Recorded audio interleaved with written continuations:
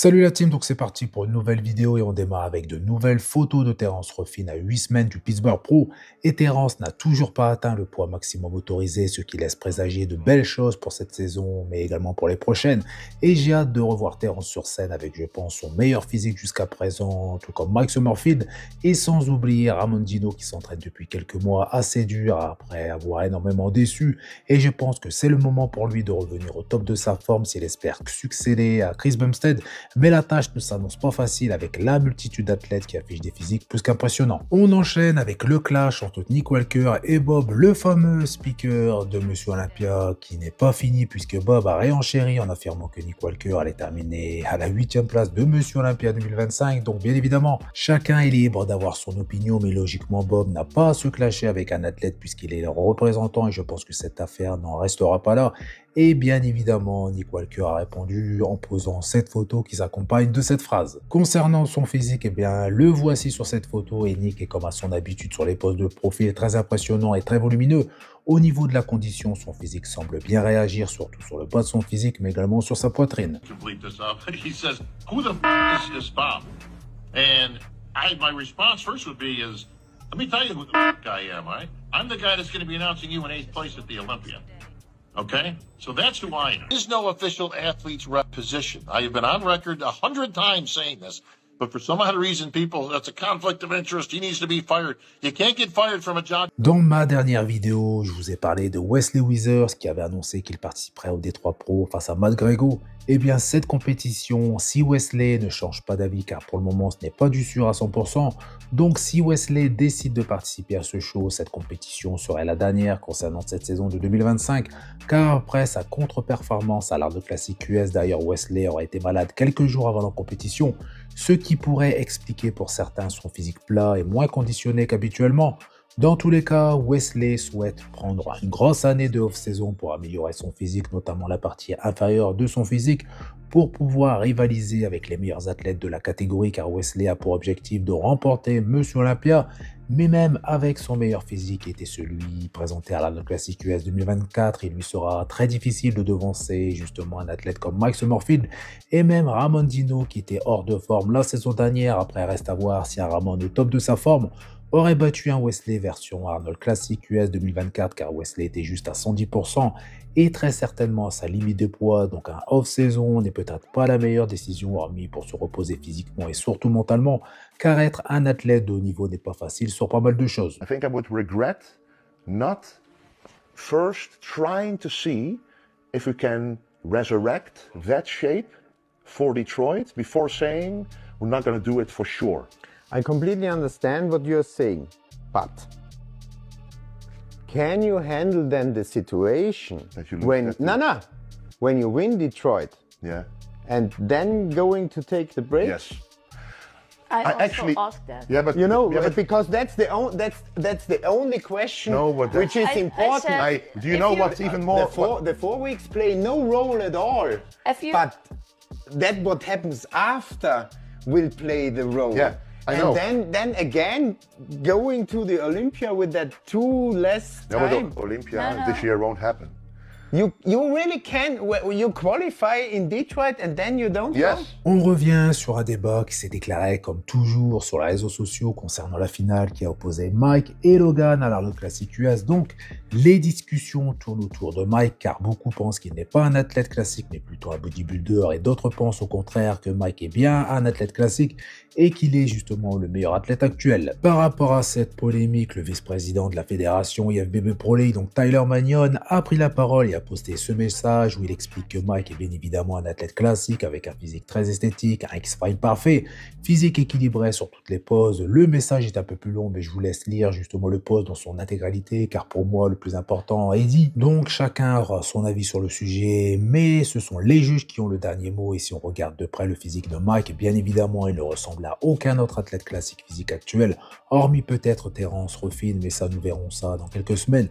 Mike affiche un physique bien plus épais que ses concurrents, aussi bien de face, de dos que de profil, mais sa taille qui n'est pas la plus fine reste tout de même assez étroite pour donner justement ce physique très impressionnant sur scène. En plus de son volume qui surpasse tous ses adversaires et de son épaisseur, sa condition est également très poussée et ce n'est pas facile quand on affiche un gros volume musculaire. Et pour finir, Mike est un super poseur, il sait mettre en valeur son physique sur chaque pose imposée. Donc je pense qu'il va falloir s'habituer à voir Mike Summerfield au sommet de la catégorie classique physique, et ça pendant un moment, surtout s'il bat prochainement Terence Ruffin au Pittsburgh Pro ou même Ramon Gino quand il reviendra sur scène. Et si c'est le cas, Mike va très certainement dominer la catégorie classique physique pendant plusieurs saisons, que l'on aime ou non son physique. Mike a également posté ce message où il explique qu'il essaie de créer quelque chose de différent maintenant que Chris Bumstead n'est plus là. Mike cherche à s'améliorer pour être de plus en plus complet sur scène, et cette vidéo est celle avec la meilleure qualité que j'ai pu trouver, où on peut voir justement chaque détail de son physique.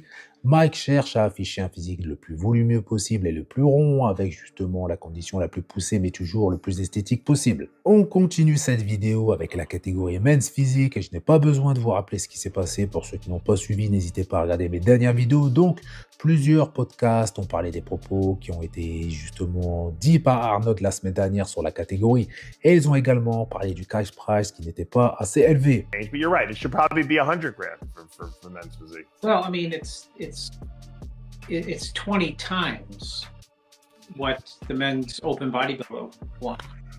Right, but that's always the case with every division aside from men's open. I know, but here's the problem, Dave. I just told you that this division There it is. That's the interview. Yeah, we did with him.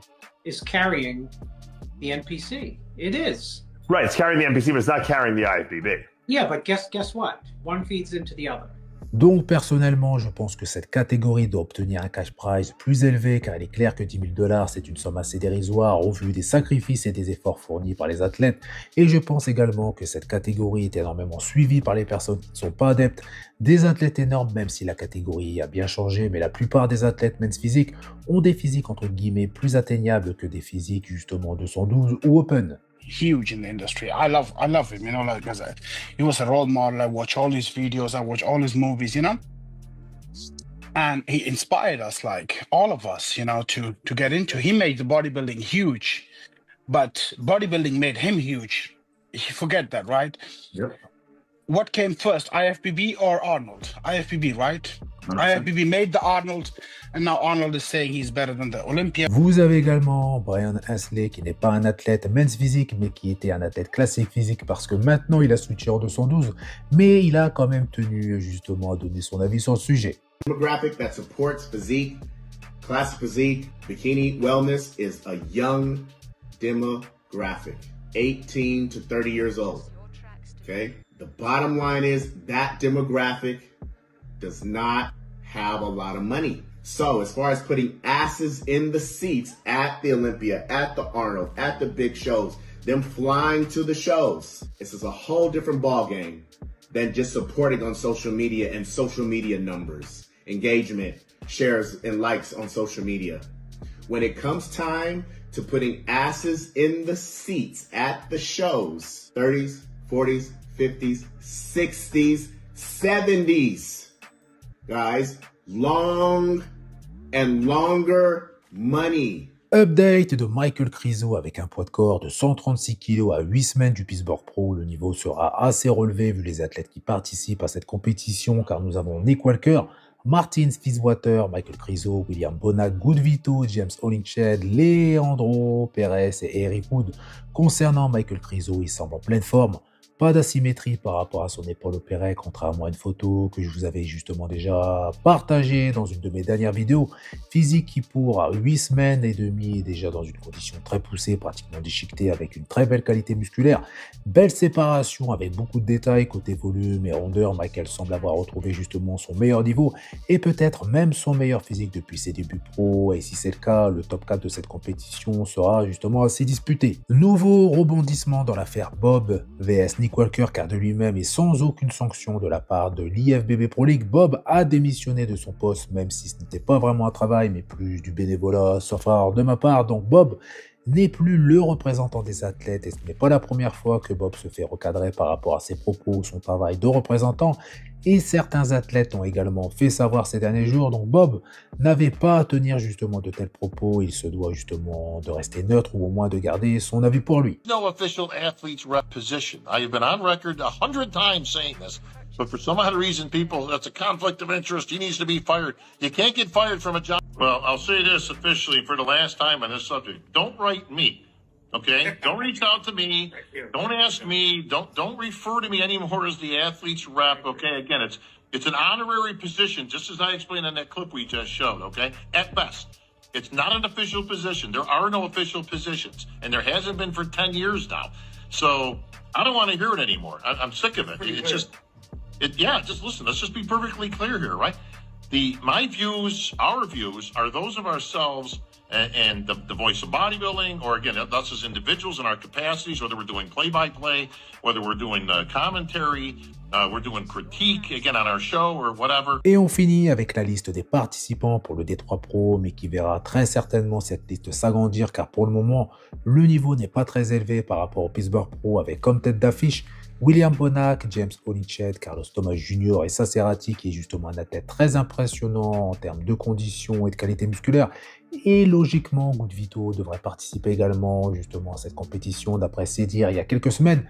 Mais pour le moment, pas plus d'infos, donc nous verrons ça très prochainement. Donc voilà, c'est tout pour cette vidéo. Donc comme d'habitude, je compte sur vous pour faire péter les pouces bleus, ça fait plaisir. Vous pensez également à vous abonner pour ne pas rater mes prochaines vidéos et je vous dis à bientôt.